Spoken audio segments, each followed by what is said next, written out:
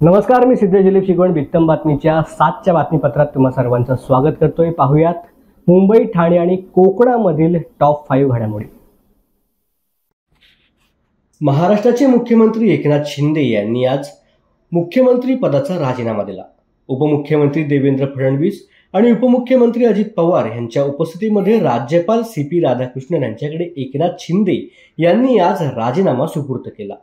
तर शपथविधीपर्यंत काळजीवाहू मुख्यमंत्री म्हणून काम पाहण्याची राज्यपालांची एकनाथ शिंदे यांना सूचना आहे. महाराष्ट्र विधानसभेचा कार्यकाळ हा आज संपत असल्यामुळे एकनाथ शिंदे यांनी मुख्यमंत्री पदाचा राजीनामा दिलाय. मुख्यमंत्री पदाचा राजीनामा हा संपूर्ण मंत्रिमंडळाचा राजीनामा असतो. त्यामुळे मुख्यमंत्री यांनी राजीनामा दिल्यानंतर सर्व मंत्रिमंडळाचा राजीनामा घटनेनुसार मानला जातोय. त्यामुळे येणाऱ्या काळात नवीन सरकारमध्ये स्थापना झाल्यानंतर मुख्यमंत्री पदाची शपथ कोण घेते आणि महाराष्ट्राचा मुख्यमंत्री म्हणून कोण विराजमान होतंय याकडे संपूर्ण महाराष्ट्रवासियांचं लक्ष लागून राहिलंय. 26 नोव्हेंबर 2008 रोजी मुंबईवर झालेल्या दहशतवादी हल्ल्यामध्ये प्राणांची आहुती दिलेल्या शहीद जवान, पोलीस अधिकारी, कर्मचारी आणि निष्पाप नागरिकांना आज शहीद स्मारकावरती पुष्पचक्र अर्पण करून भावपूर्ण श्रद्धांजली वाहण्यात आली.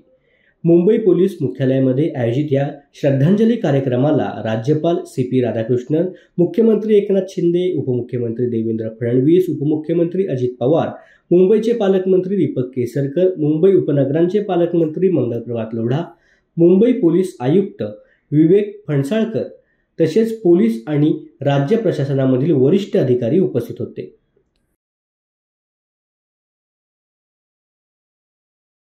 शिवसेना उद्धव बाळासाहेब ठाकरे गटाचे सर्वेसर्वा उद्धव ठाकरे यांनी विधानसभा निवडणुकीमध्ये विजयी झालेल्या शिवसेनेच्या आमदार आणि इतर नेत्यांची बैठक बोलवली होती. उद्धव ठाकरे यांच्या घरी म्हणजेच मातोश्रीवरती झालेल्या बैठकीमध्ये आदित्य ठाकरे यांची विधिमंडळ पक्षाच्या नेतेपदी निवड करण्यात आली. तर विधानसभेमधील पक्षाच्या नेतेपदी भास्कर जाधव यांची निवड करण्यात आली. याशिवाय सुनील प्रभू यांची मुख्य प्रतोद म्हणून नियुक्ती करण्यात आल्याचं समोर येत आहे. आज आम्ही आमची विधिमंडळाची बैठक घेतली. त्याच्यात अनेक वेगवेगळी जी पदं आहेत ती जाहीर केलेली आहेत उद्धव साहेबांनी. आणि महत्त्वाची गोष्ट म्हणजे नवीन सुरुवात आहे. त्या नवीन सुरुवातीला लागलेलो आहे, कामाला लागलेलो आहे आणि पुन्हा एकदा महाराष्ट्राच्या सेवेत रुजू आहे.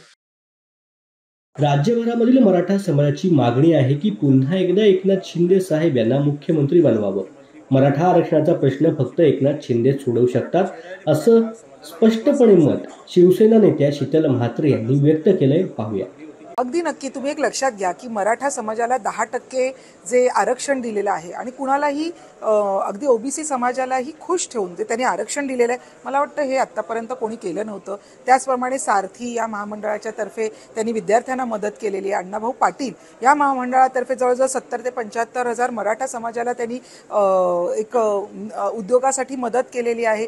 1,66,000 एवढी रेकॉर्ड ब्रेक एवढी कुणबी प्रमाणपत्र त्यांनी दिली, ज्याचा मराठा समाजाला फार फायदा झाला. त्याच्यामुळे मराठा समाजाने अतिशय एकगठ्ठाने आणि एकदिलाने महायुतीच्या मागे उभे राहिले.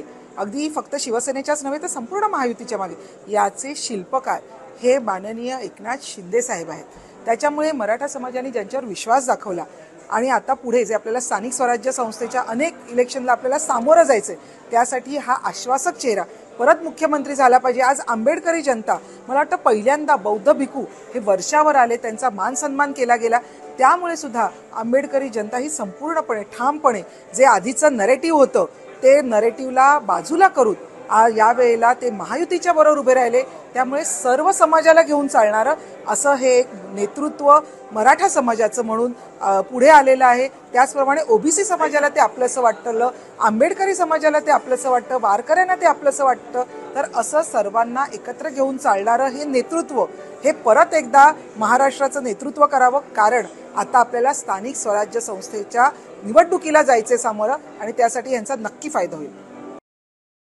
प्रशासनाने सातत्याने आवाहन करून आणि पाठपुरावा केल्यानंतरही मालमत्ता कर भरणा करण्यास टाळाटाळ करणाऱ्या 3,605 मालमत्ता धारकांवरती बृहन्मुंबई महानगरपालिकेच्या वतीने विद्यमान आर्थिक वर्षामध्ये म्हणजेच 1 एप्रिल 2024 पासून जप्ती आणि अटकावणीची कारवाई केली जाते.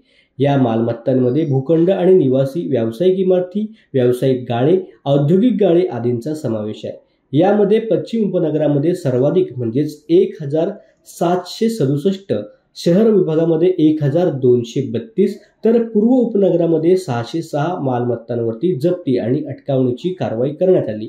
या 3605 मालमत्ताधारकांकडे एकूण 1672 कोटी 41 लाख रुपयांची कर थकबाकी आहे. यापैकी 218 कोटी 96 लाख रुपयांचा कर भरणा या मालमत्ताधारकांनी केलाय. सन 2024-25 या आर्थिक वर्षाचा मालमत्ता कर भरणा करण्याच्या पहिल्या सहामाहीची अंतिम देय मुदत शनिवारी 13 डिसेंबर 2024 पर्यंत असणार आहे, असं बृहन्मुंबई पालिकेने सांगितलं आहे. बित्तम बातमीच्या टॉप 5 मध्ये इथेच वेळ झाली थांबायची. पुन्हा भेटू उद्या 7च्या बातमीपत्रात. धन्यवाद.